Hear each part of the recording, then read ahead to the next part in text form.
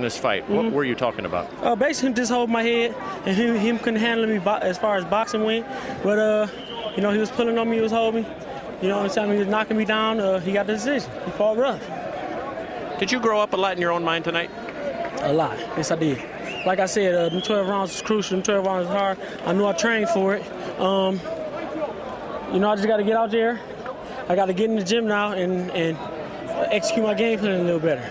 What happened is what happened tonight, and I definitely will learn from it.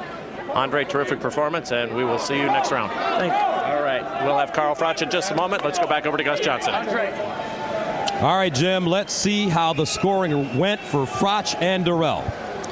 We look at the Italian judge, Bervecchio, who had a wide margin, as did Van de Viel, 115-112, relatively wide for Carl Froch, and Alejandro Rochin scoring it for Durrell, liking his boxing, and despite the point deduction, making Durrell the winner by 8 points.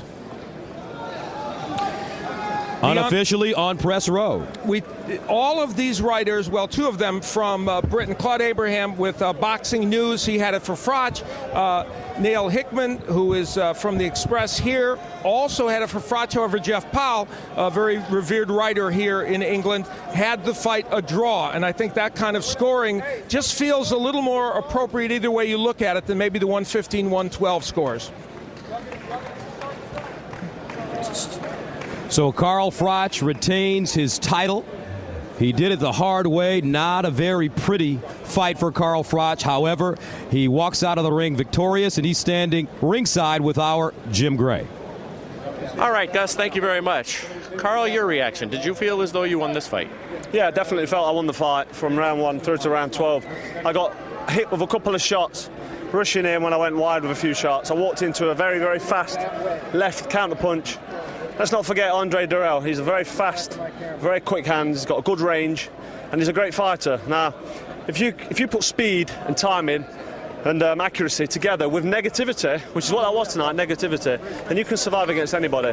He didn't want to stand and fight. The minute I got close quarters and tried to rough him up and make a fight of it, the fight which I want to be involved in, he either jumped on the floor, got shoved on the floor, complained to the referee, held on, every excuse in the book really. So, you know, what am I supposed to do? If he's not going to stand and fight like a man, like a warrior, then all I can do is take what's there. I took what's there, and I'm still champion. So I'm happy that was a comfortable night for me. I'm really, I've got no aches and pains. I'm not damaged. I think I walked onto 1 or 2 shots. I can't believe it was a split decision, but there you go. That was 1 point by the Mexican judge. You can't believe that it's a split decision. Then would you be able to understand in any way how he feels that he got a hometown decision and that the only reason that you won is because we're here in Nottingham?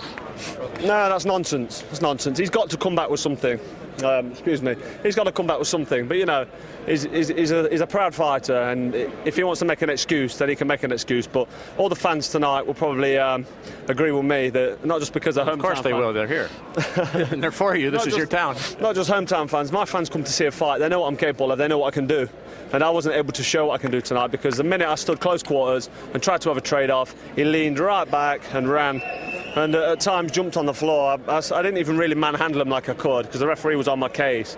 It was a dissatisfying night for me, but a comfortable enough night. I'm still champion, and I picked up 2 points in a fabulous Super 6 tournament. So, you know, there's pluses and negatives to come from that fight. Did you feel as though you should have been awarded one of those points for fouling when in many instances could have been the opposite? It could have gone either way. I don't know if you saw the low blow that Jermaine Taylor suffered tonight. That was a point decision, a point deducted. It's down to the referee. Andre Durrell was holding non-stop. If he's going to duck low, I'm going to hit him on the back of the head because it's there to be a hit. That's fighting, that's boxing. If he's going to give me the side of his head, I'm going to take it. Not illegally, but because he's ducking low, it's the only thing you can take. So what am I supposed to do? Stand there and wait for him to come up? Because he comes up with a great left hook and he caught me with one of them. You know, so I've got to be careful in there. I'm in there to win the fight, and winning is what I did tonight. I'm not 100% satisfied because I like to feel like I've been in a fight, and I feel like I could go back in there and do another 12 rounds of Andre Durrell and beat him again. Carl, you will now have Mikkel Kessler coming up next. I know it's a little early to be thinking about that, but there are those who had thought, and even you in our production meeting, was looking somewhat ahead because you didn't feel as though that this was going to be the ultimate test. What are your thoughts on facing Kessler next? I'm looking forward to fighting Kessler. There you've got a proud warrior who will stand and have a fight, and he will exchange blows. He will stand toe-to-toe with me. At times, he's a good boxer, he moves well, and he's got slick skills, but at times he will stand and have a trade-up with me. And that's what the fans want to see. That's what the Super Six is all about. People fighting to be winners and to achieve the goal of becoming the undisputed champion, super middleweight champion of the world. And Mikel Kessler will bring that fight. That will be a massive fight. I've got a slippery little sucker out the way there in Andre Durrell. He's a good fighter, but he was very slippery. And he'll come back. He'll come again, but he'll never beat the Cobra. Carl, congratulations to you. We enjoyed being here in Nottingham. Thanks for having us, and good luck in your next fight. I'll see you soon. Thank you very much. All right, Gus, back over to you.